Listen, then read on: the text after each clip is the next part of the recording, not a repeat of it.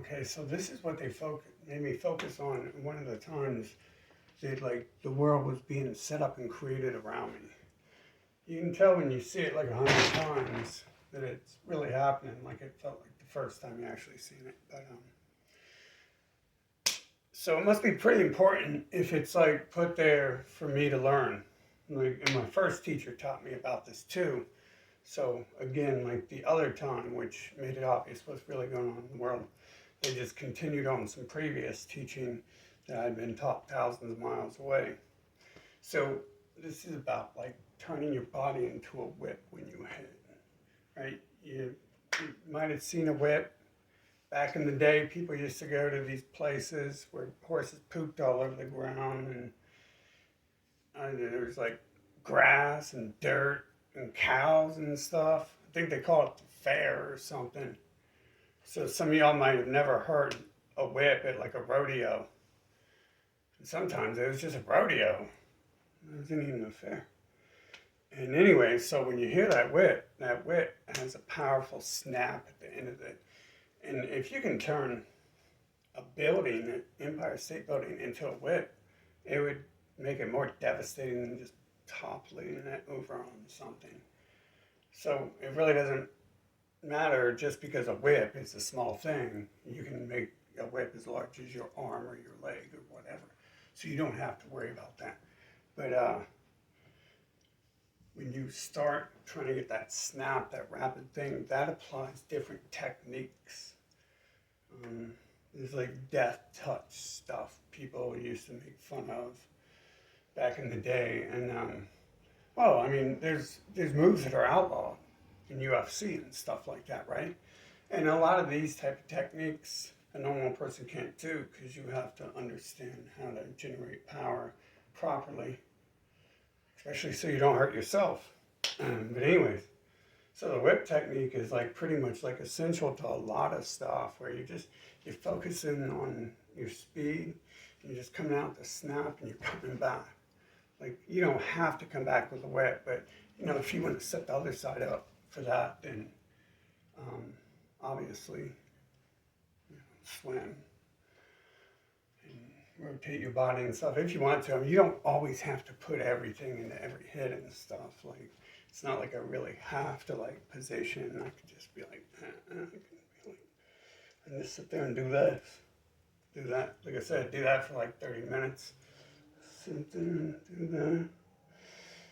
Like 30 minutes, whatever. Every time you get to the gym, break it all down.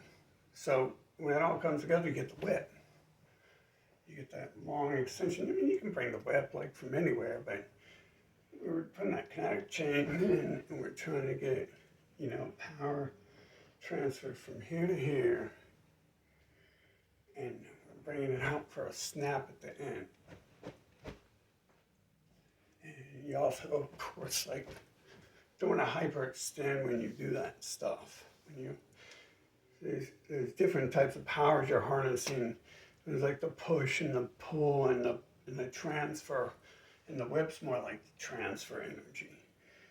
So when you hit something with that speed, you don't necessarily have to like stay there. You know what I'm saying? Whereas a push move, you kind of want to go through it.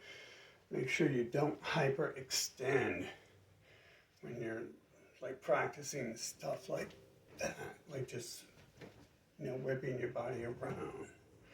Be careful. Always don't hyperextend.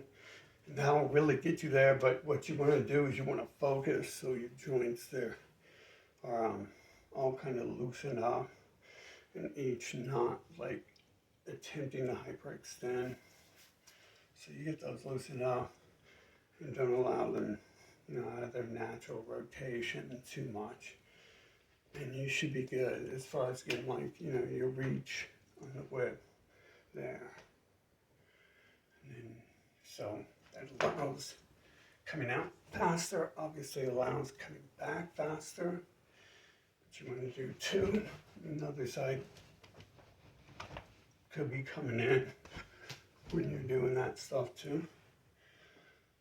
Like I said, if you're really like in a fight,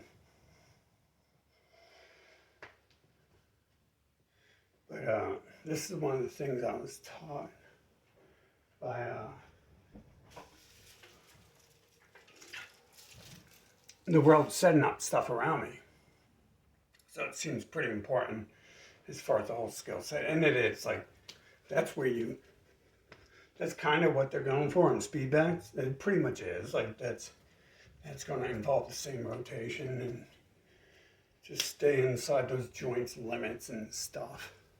And work on whipping it around rather than, just mashing through something, or even just bringing it to the point of contact and just staying out there. You whip it, and it comes back, goes dead, goes loose, whatever. You want to always make sure to return there. You want to give some in the hand. See, that's another thing they ban in these things to make real martial arts look bogus. And sell stuff too, because people would be dying fast if they didn't outlaw like certain moves. And like, you can't grab hands and fingers even in this bare knuckle stuff I seen a minute ago. So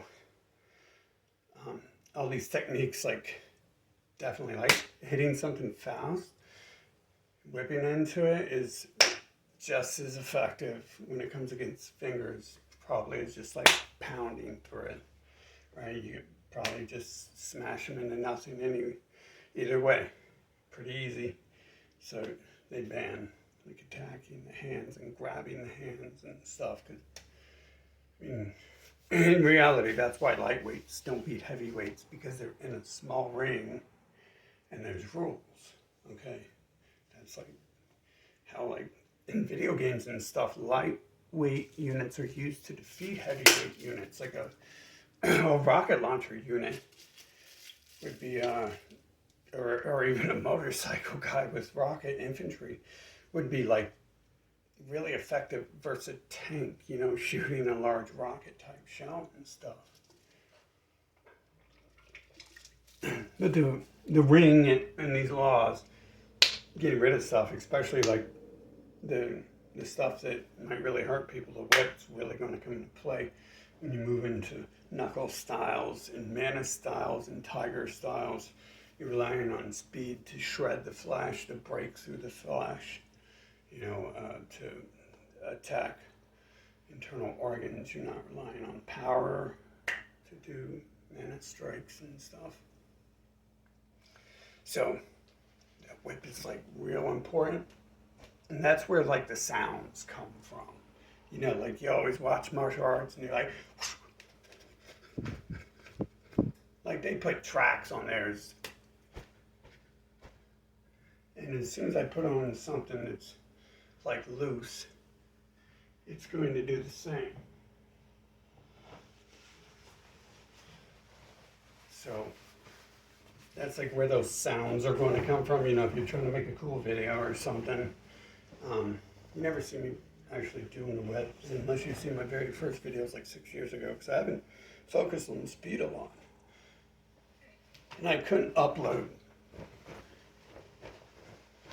See, the sound's more apparent with the nice stuff there in the way. Be whipped around. So that's where that sound's going to come from. You're trying to look cool or something, right? Don't worry about that.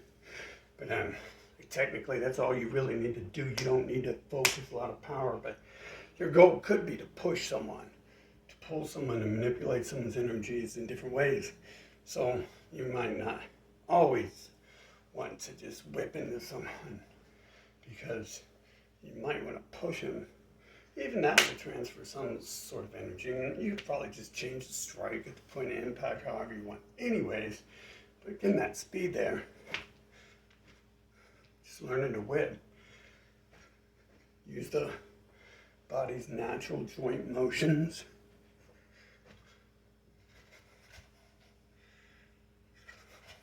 And then, like, that's pretty much your speed. And be careful, like, you start throwing your blood around your body. And if your heart acts up, give it a few second break or something.